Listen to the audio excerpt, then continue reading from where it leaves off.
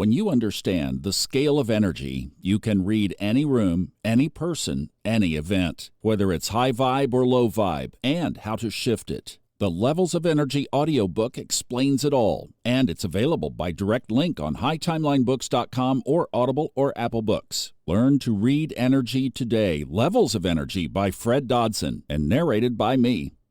Welcome to the Old Soul, New Soul Astrology Podcast. Thomas Miller and Robert Glasscock, and we realize that this podcast stands out there forever, and so we don't talk a lot about current events, but we have a current event that needs talking about, and I've got a special vested interest in this because I've got a big, huge T-square involving Mars going retrograde. It begins at 6 degrees in Leo. It traces itself back into Cancer before turning direct again from Cancer in February of 2025. So we're going to pick this apart, not so much from the mundane perspective, chaos may be going on around us, but how do we anchor ourselves and how do we stay on our highest path during this Mars transit? Already showing itself to be very strong. And for your reference, my chart is in the show notes on audio description on YouTube. Robert, what are your thoughts? Well, first of all, with any planet turning retrograde or retrograde at birth, everything that planet symbolizes goes inward before it goes externalizes. Unlike the normal state of affairs where every planet expresses itself. Mars in particular is interesting because it's an expressive planet. It's the planet of action. When Mars is retrograde at birth, rather than acting directly or even impulsively, people born with Mars retrograde will tend to go inward with Mars first. And they test it before they act, which can be a good thing.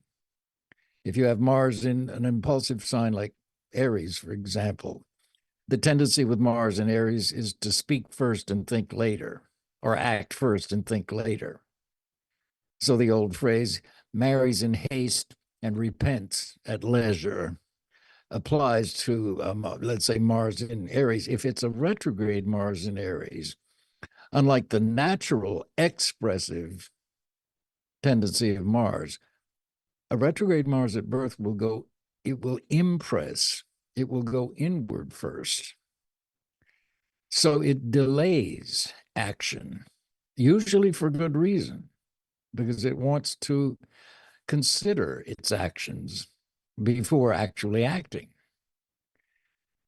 In transits where Mars in, say, your chart, Thomas, is getting ready to complete a T-square, it's going to be squaring your Mars and Tune, your Mars and Neptune and Sun in your 5th house, and transiting Mars is going to be retrograding exactly opposite, close enough to exactly opposite Pluto in Aquarius in your 8th.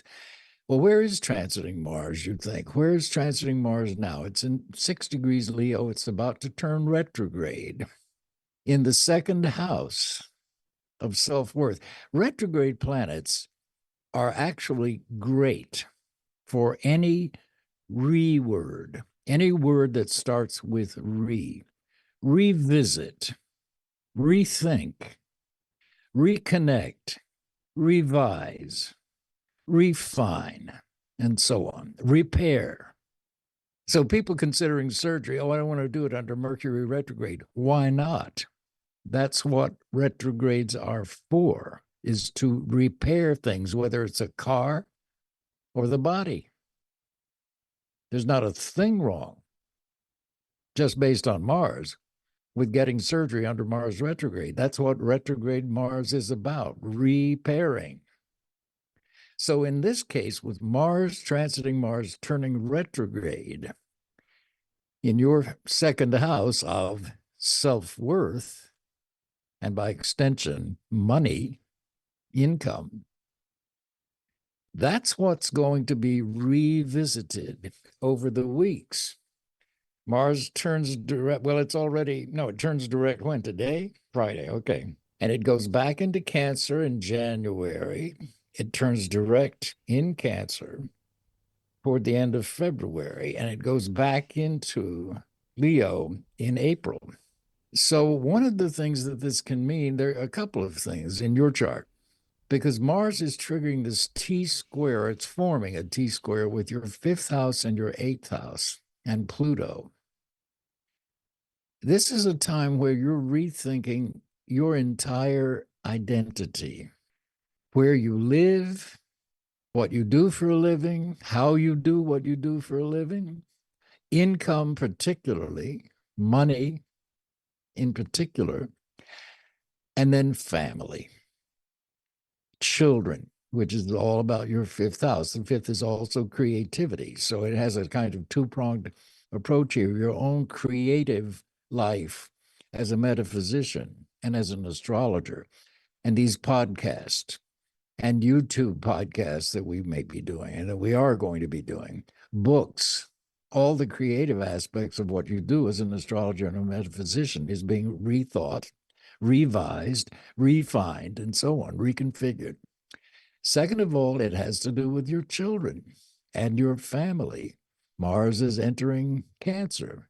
So all of what you've been through with them this year is going to be revisited. And that can include being reconnected, which is a terrific thing.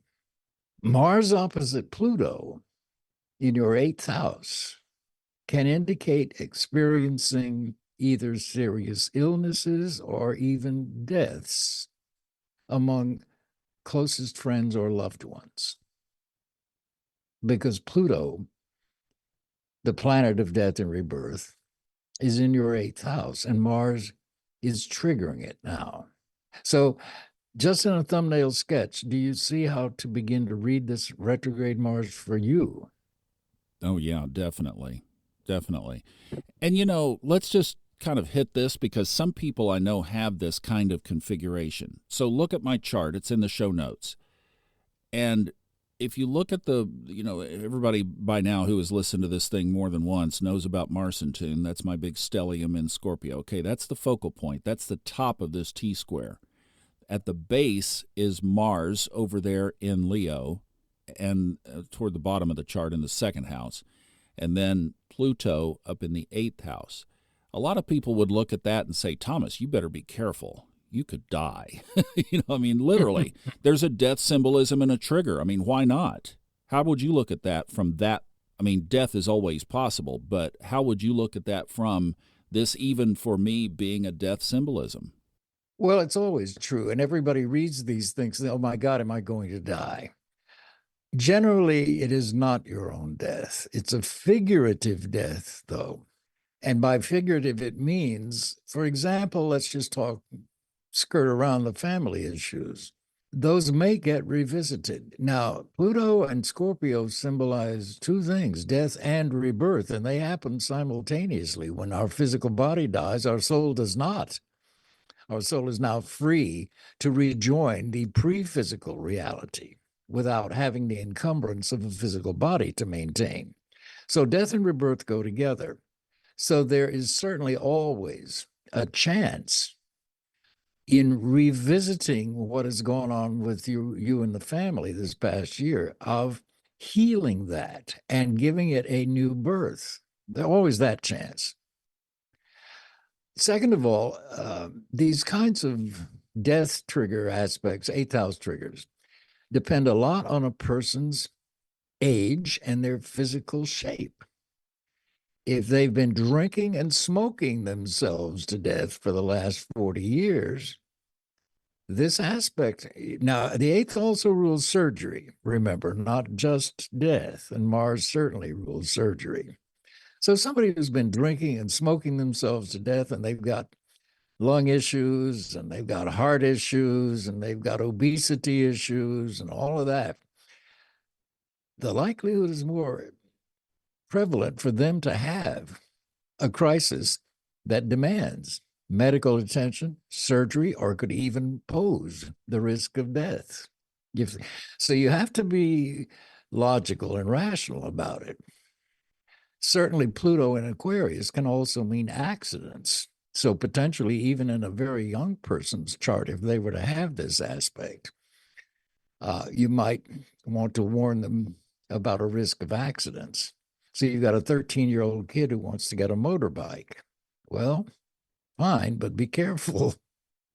So in that sense, and then the other thing, usually, as far as death and rebirth, it really does, for you, indicate a figurative death and rebirth. If you do, in fact, for example, revisit the family situation, part of it may work out, part of it may not.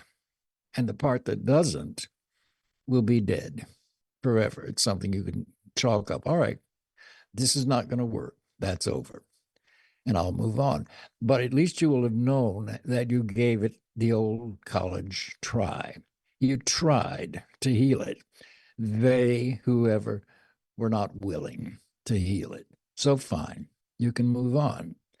On the other hand, you may find that revisiting all of that does result in a transformative healing that allows both parties, you and whoever else, to go forward having come through a real testing crisis. And both parties will be better and more mature as a result of the experience, as traumatic as it may have been.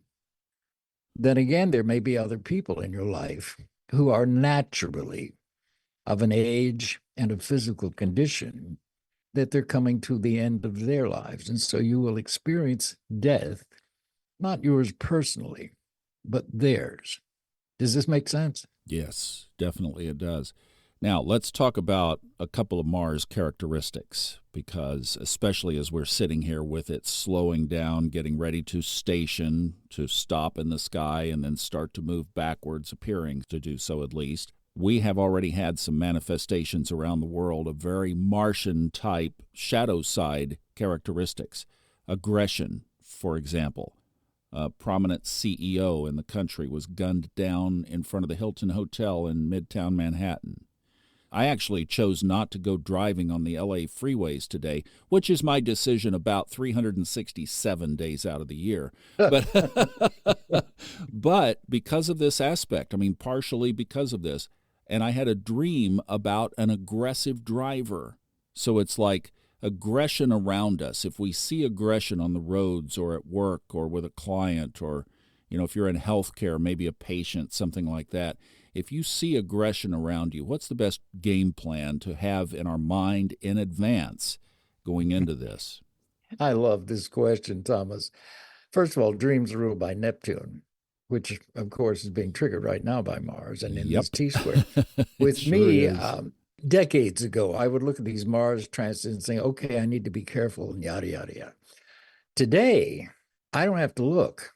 If I get in the car to go run an errand and I hear a siren or see a fire truck or see an ambulance, I know, okay, I'm under a Mars cycle, whatever it is, and I just consciously make sure that I'm not being distracted, that I'm not driving erratically, that I'm paying total attention to my driving.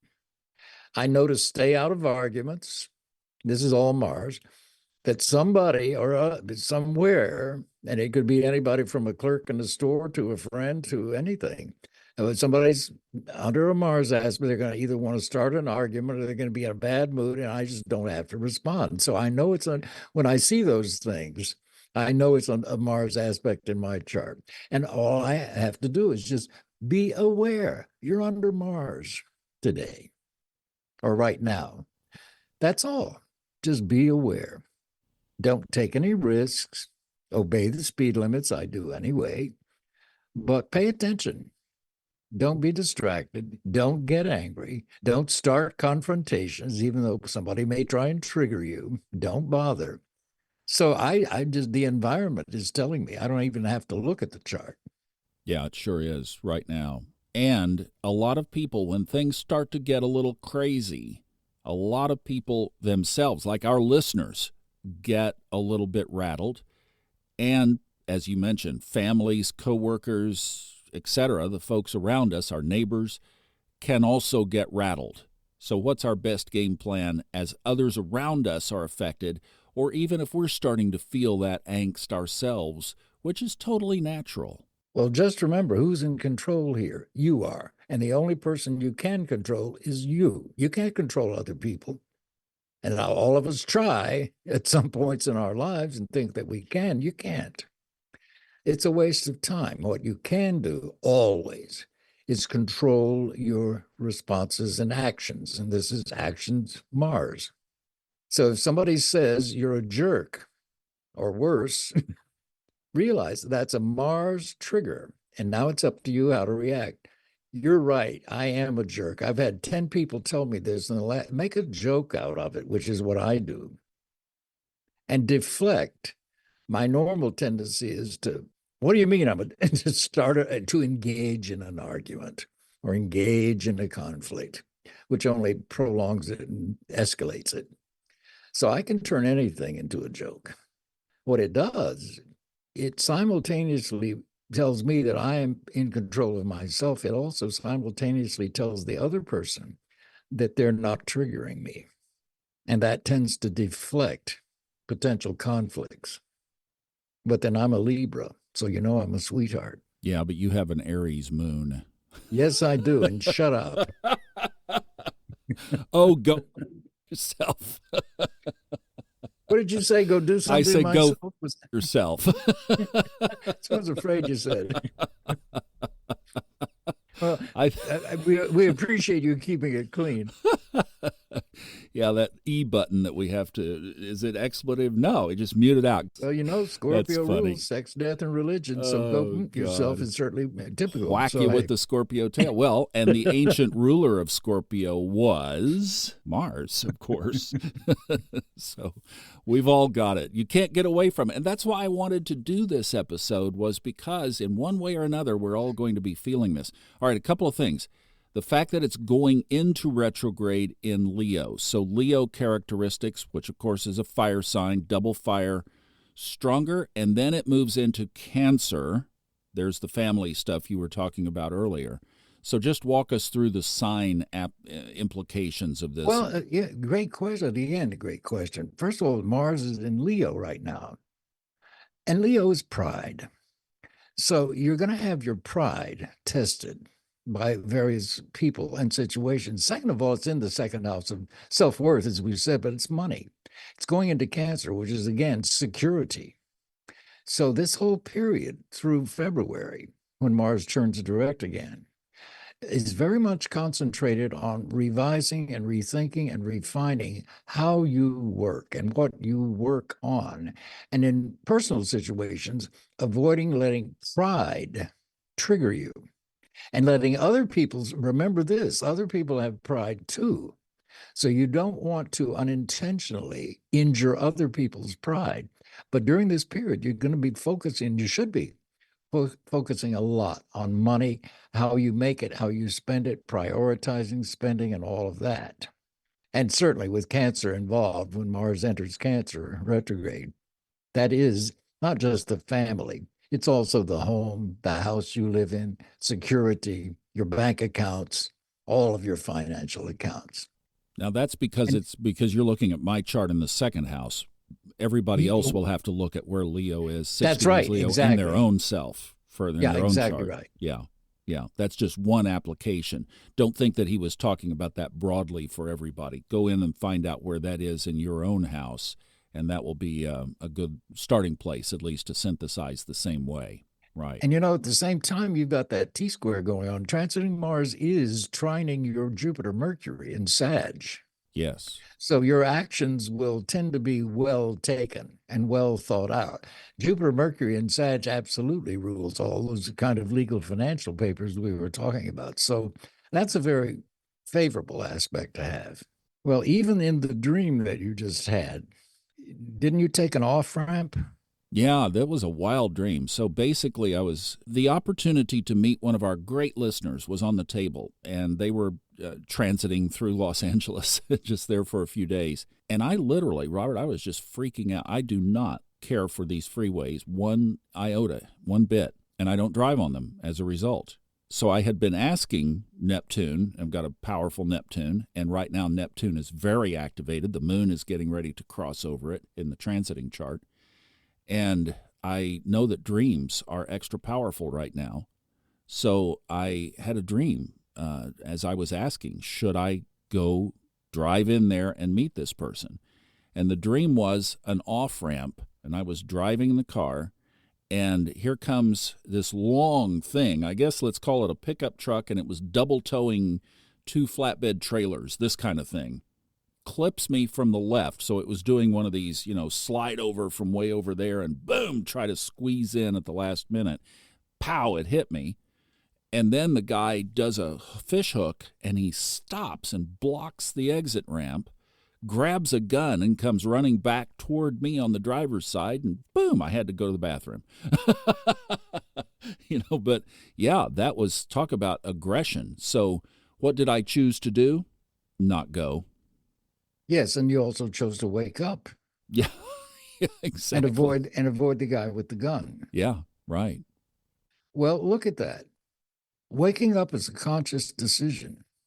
So here too, if you sense that you're running into conflicts, and first of all, the dream was connected with the idea of revisiting someone from your past who is now in Los Angeles and near you and could reconnect if you wanted to drive over there. But because of the dream, you don't like driving on freeways anyway, so it was a blatant warning, don't do this. But also, driving anywhere is connecting where you are with somewhere else. And you have these relatives at a distance. And we're talking about a verbal or email or phone call kind of reconnection, possibly. And it warns that you're probably going to meet, at least with one of those family members, the equivalent of a gun aimed at you. Fine. You know that. And your choice in the dream was easy. Wake up. Saves your life. If you are awake, if you are conscious. So even if in the attempt to maybe reconnect with some of those people, you sense that one of them is aiming a gun at you, fine. You're the one that's conscious. They're not. Killing somebody never solves anything. It just prolongs it. So you're the one that's awake. So you don't have to be afraid of any of that, is what that dream is telling you. Yeah, that's You're amazing. awake. Yeah. Wow. That's interesting. All right. Well, this has been excellent, and I hope it gives you a game plan for those of you listening in real time here in 2024 and 2025. You've got at least a template of some things that you can think about. And then for those of you catching the next Mars retrograde and the next after that, hopefully it will give you a game plan as well. Thank you so much for listening. If you'd like to check out Robert's reading link to his brand new sparkling website, that's in the show notes and the description on YouTube. We'd love to have you check that out. Thanks again so much for listening. We'll see you next time on the Old Soul, New Soul Astrology podcast with, to me, the GOAT, Robert Glasscock. Thanks for listening.